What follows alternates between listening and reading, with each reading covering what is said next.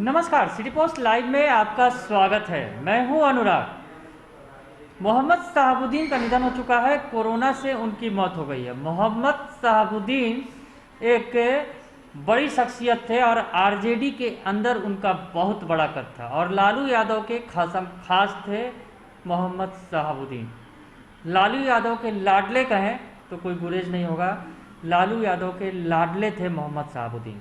जहां लालू यादव जेल से बाहर आ चुके हैं, लेकिन लालू यादव के जेल से बाहर आने की जितनी खुशी थी आरजेडी के अंदर, कहीं ना कहीं मोहम्मद शहाबुद्दीन की मौत के बाद वो गम में बदल गया। जी हाँ, मोहम्मद शहाबुद्दीन की मौत हो गई है। कोरोना से उनका निधन हो गया है इलाज के दौरान। इस बीच हम आपको बता रहे हैं कि मोहम्मद शहाबुद्दीन आखिर क्यों खास थे लालू यादव के लिए। लालू यादव का वो कौन सा समीकरण था जो मोहम्मद शहाबुद्दीन के बिना पूरा नहीं होता था। जी हाँ, इसकी हम पूरी चर्चा करेंगे, पूरी कहानी आपको बताएंगे कि क्या कुछ कहानी है। लालू यादव का वो कौन सा समीकरण था जिससे उन्होंने बिहार की सत्ता पर 15 सालों तक राज किया। जी हाँ, आप समझ भी गए होंगे कुछ जरूर, क्योंकि लालू यादव का जो माई समीकरण था यानी मुस्लिम यादव समीकरण उन्हें सत्ता पर बनाए रखता था। बिहार की सत्ता पर उन्होंने 15 सालों तक राज किया और माई समीकरण यानी मुस्लिम यादव का जो समीकरण था वो लालू यादव का सबसे मजबूत समीकरण था। और मुस्लिम अगर बात करें, माई समीकरण के अंदर एम की बात करें तो एम का मायने सीधे और सीधे कहीं ना कहीं शहाबुद्दीन पर ही टिकता था।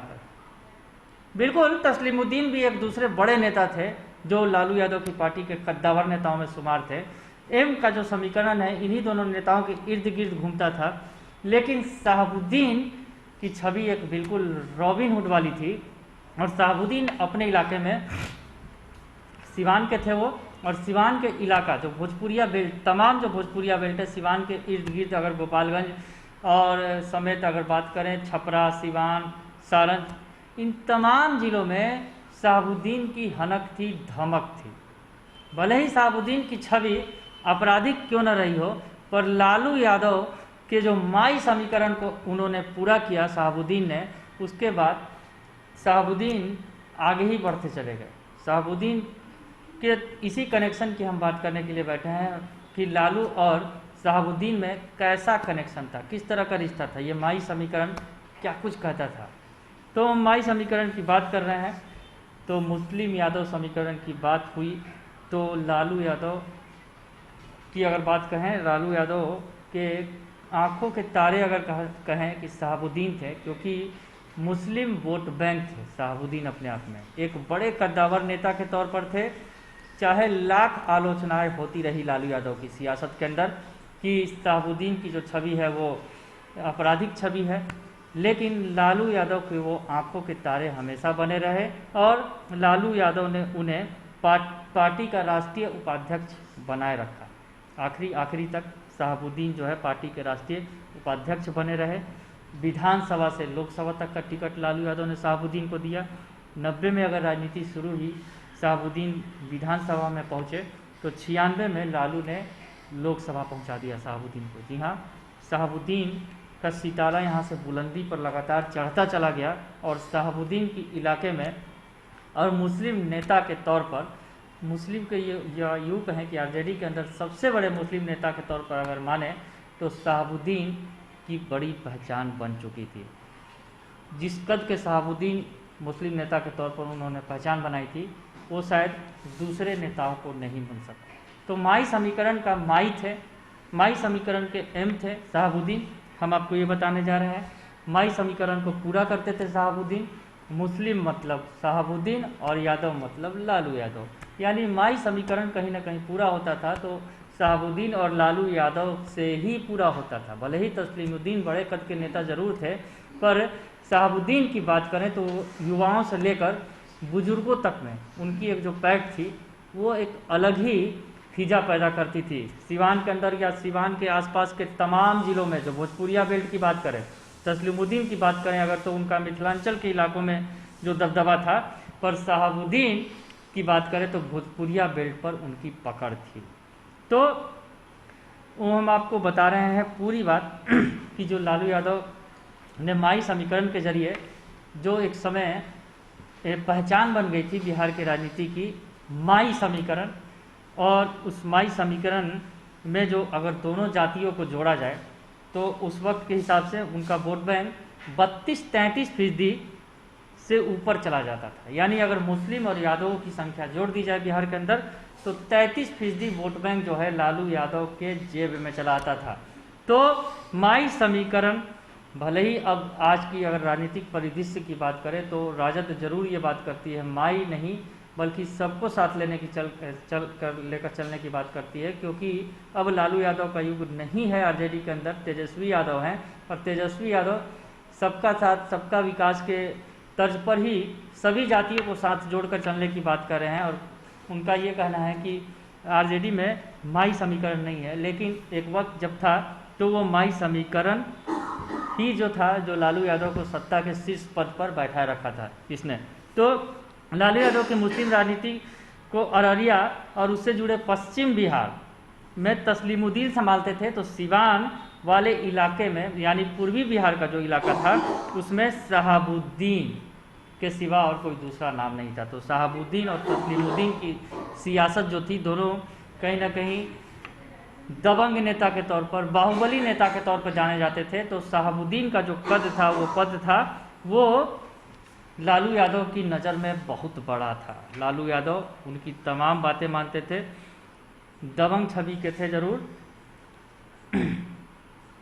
तो अगर बात करें तो तस्लीमुद्दीन जिनका निधन 17 दिसंबर 2017 को हुआ है, पिछले कुछ 2-3 साल पहले उनका निधन हो गया था। और अब 2021 में एक बड़ा मुस्लिम नेता भी लालू यादव की पार्टी ने खो दिया है, वो मोहम्मद शहाबुद्दीन है जिनका आज निधन हो गया है।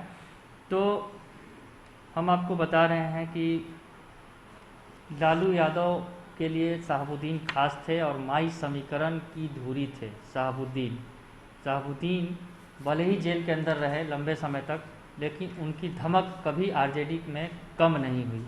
आरजेडी में जब वो जेल के अंदर थे तो आरजेडी ने उनकी पत्नी हिना साहब को भी टिकट दिया लोकसभा चुनाव का, हालांकि वो चुनाव जीत नहीं सकी, लेकिन शहाबुद्दीन की पत्नी को भी टिकट आरजेडी ने दिया था एक चुनाव के वक्त, लोकसभा चुनाव में। नीतीश कुमार की बात करें अगर, सीएम नीतीश कुमार जो वर्तमान में मुख्यमंत्री हैं, जो मुस्लिमों की सियासत वो भी करते रहे हैं, वो शहाबुद्दीन से कभी पार नहीं पा सके। लालू यादव के साथ जो शहाबुद्दीन नाम का तुरुप का इक्का था उससे कभी नीतीश कुमार पार नहीं पा सके, क्योंकि शहाबुद्दीन की जो छवि बनी थी मुस्लिम नेता के तौर पर वो बहुत ही ज़्यादा बड़ी थी। और लालू यादव उनकी वजह से कहीं ना कहीं बहुत ज़्यादा मजबूत थे मुस्लिम वोट बैंक के अगर मामले में बात करें तो शहाबुद्दीन और सिर्फ शहाबुद्दीन ही कहा जा सकता है कि लालू यादव के मुस्लिम वोट बैंक का सबसे बड़ा आधार थे, तो वो थे मोहम्मद शहाबुद्दीन। हालांकि अगर बात करें पार्टी के अंदर उनके जाबिर हुसैन जैसे पढ़े लिखे काबिल नेता भी थे और भी कई ऐसे नेता थे, पर जो छवि शहाबुद्दीन की थी वो छवि किसी और दूसरे नेता की नहीं थी। तो नीतीश कुमार ने जेडीयू की कविता सिंह को टिकट दिया था, जो पहली बार सांसद भी बनी। बाहुबली की पत्नी के जवाब में बाहुबली की पत्नी को नीतीश कुमार ने उतारा था। हमने बात की हिना साहब की, जिन्हें टिकट दिया गया था, तो उनके जवाब में जब नीतीश कुमार, जो हिना साहब जो शहाबुद्दीन की पत्नी थी, तो नीतीश कुमार ने भी दूसरे एक बाहुबली की पत्नी को उतारा था, कविता सिंह को। याद होगा आपको वो चुनाव, कविता सिंह जीत गई थी चुनाव। और जगमातो देवी के निधन से ये जो सीट खाली हुई थी वो उनके बाद उनकी बेटे की, जो बाहुबली बेटे हैं अजय सिंह की, जल्दबाजी में शादी भी कराई गई थी। ये बड़ी लंबी कहानी है तमाम बातें। और जल्दीबाजी में शादी कराकर उनकी जो पत्नी को टिकट देकर विधायक बनाया गया था, बाद में उन्हें ही शहाबुद्दीन की पत्नी के खिलाफ यानी हिना साहब के खिलाफ उतारा गया, तब जो कविता सिंह ने जीत हासिल की थी। हालांकि ये हम आपको बता रहे हैं पूरी कहानी। जो लालू यादव का MY समीकरण है वो कहीं ना कहीं बिहार के अंदर अब दरकता दिखता है। इसलिए अगर इस चुनाव की बात करें तो इस चुनाव में निश्चित तौर पर जो माई समीकरण का M है यानी मुस्लिम है, वो कहीं ना कहीं ओवैसी की पार्टी ने छीन लिया है। ओवैसी की पार्टी ने ज़बरदस्त सफलता हासिल की थी इस बार, और 5 उनके विधायक चुनाव जीत कर आ गए। उनके 5 विधायक बन गए इस नए चुनाव में।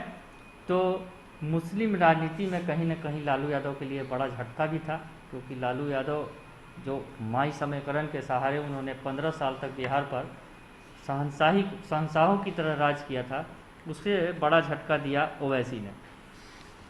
तो अगर हम अब और भी अगर इससे बात बढ़ाते हैं आगे कि क्या मुस्लिम राजनीति में अब की क्या हालात हैं, अगर बात करें तो आरजेडी ने विधानसभा में 17 मुस्लिमों को टिकट दिया और उनमें से 8 जीते। इस बार विधानसभा चुनाव में अगर 17 मुस्लिम को टिकट दिया तो उनमें 8 जीते, और नीतीश कुमार ने 11 मुसलमानों को टिकट दिया, लेकिन एक भी मुसलमान कैंडिडेट चुनाव नहीं जीत सका।